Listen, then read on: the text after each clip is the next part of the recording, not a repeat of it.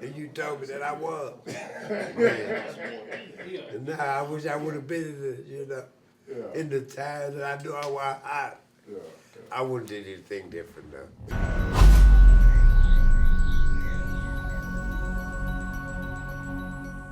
Now, when you look at your boxing career, right? You have such a fantastic amateur career, and now you get into the beginning of your career, and like anything in sports and in life, there's always this roller coaster of emotions, these highs and lows of emotions, and as your career begins to build, it kind of almost hits a standstill, right? You go and you have a fight by the name of, what was his name, Lloyd, Honeyghan, was it Honeyghan? And it was in my home state. It was in New Jersey, and kind of walk us through that situation where you're talking about I'm rising, I'm one of the hottest boxers in the game, pound for pound, I'm winning, I have the fame, I have the notoriety, I have the championships, and then you come into a situation where now an upset happened. I mean, in this fight, they were talking about the mismatch of this fight. Like there were places where people couldn't even bet on the fight because they were saying, we're not taking any money on this fight, man, because Don C is going to knock this guy out. They didn't want to bet on the fight, right? I didn't even want to fight the guy because, I mean, I was just coming out of my biggest fight of my career by knocking Milt McCory out. And I wanted to go forward. I wanted to progress in the game. And you progress in the game by fighting tough guys. After fighting Milt McCory and knocking him out, there wasn't really another name guy in the weight division that would make me better. Right.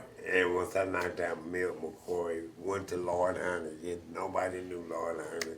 I really didn't want to fight because I'm motivated by progress, and his name wasn't big enough. The competition wasn't big enough. Wasn't big enough, and I lost a little motivation.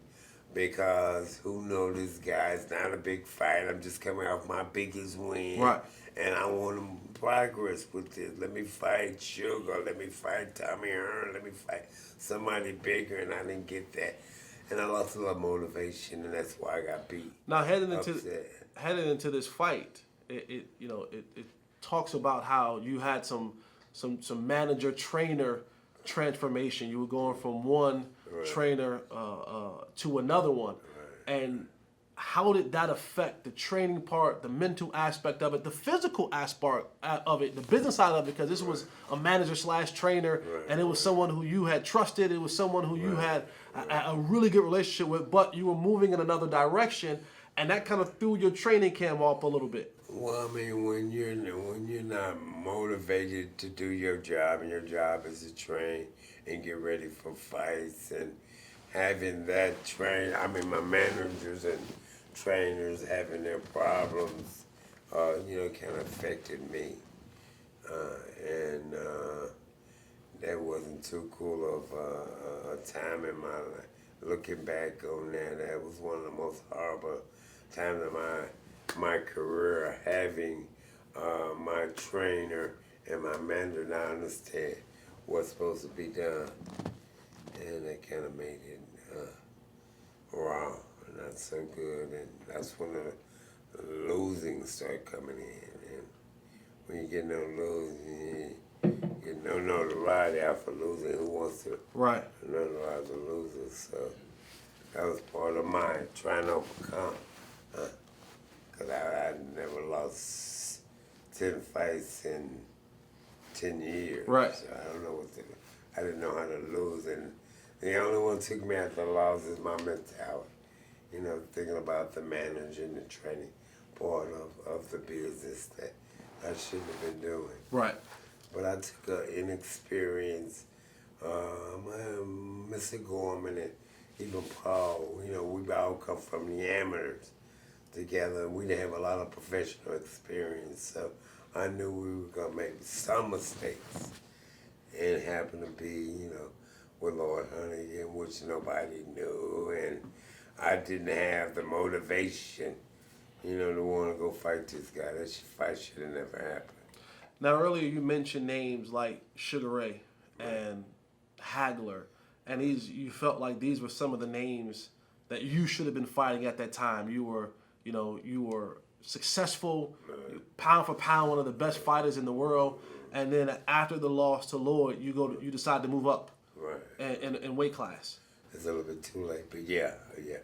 Everybody thought that was the problem, the weight division, but it really wasn't the problem. I don't know what the problem was. Still don't know today, but again, that was kind of a horrible time. A time I want to forget. But, right.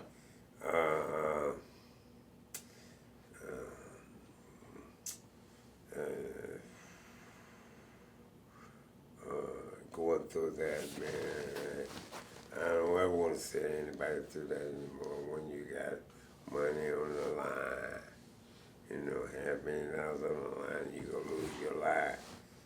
That's not a good feeling. No. That's not a good feeling. Yeah. And that's kind of taking me aback a little bit. Yeah, no, I don't go too far back. I understand. I understand. Not part of it, but now I can overcome it. I can get through that. Right. Yeah, but that was the pinnacle of my boxing career. With that Honeyghan and McCory coming out for those wins and those losses. Go from high to low. But, boxing is one of the sports that teaches you about how to overcome adversity, right? You get knocked down, you get back up. But I didn't get knocked down that much. I had 400 wins. Right, so absolutely. My attitude was a little bit different with that. But now boxing is good preparation for life. For me, it was. If there are some tools, if there are some lessons that you were to impart on people, man, woman, or child, that you got from boxing, that you use in your everyday life now, That's easy answer. what would some of those be? Hard work. And if you understand the hard work that you do, anybody who's ever been successful puts in hard work. And it overrules the fundamental, the technical part of preparation. Hard work is the key to success. Anybody who has success will tell you that. That's one of the keys. There's other keys, but I know that's one. Okay. Yeah. Absolutely. Let's get into a little bit more of a lighter note. Okay, as someone who has been around boxing basically your whole entire life, and you understand the game and you know the game. I want to put you in a situation. Okay, I want to put you. No, it's gonna be a good situation. It's gonna be a good situation. I want to put you in a situation. Okay, I understand. I want to put you in a good situation right here. Okay, I want to put you in the lab. All right. Okay. Put your white coat on. Okay. I want to put you in the lab, Professor. Yes, sir. Curry. Yes, sir. And you're a mad scientist. Yes, sir. I believe in that one. And and you now have the ability to build the perfect boxer. Right. Tell me. When building the perfect boxer, when building the perfect boxer, if you are a mad scientist, and now I want you to use people's skill set from the time that you were in boxing to now. Me, myself, and I. Sugar Ray Leonard was a fundamental fighter. Roy Joe. Okay. You take, I tell you, Mayweather.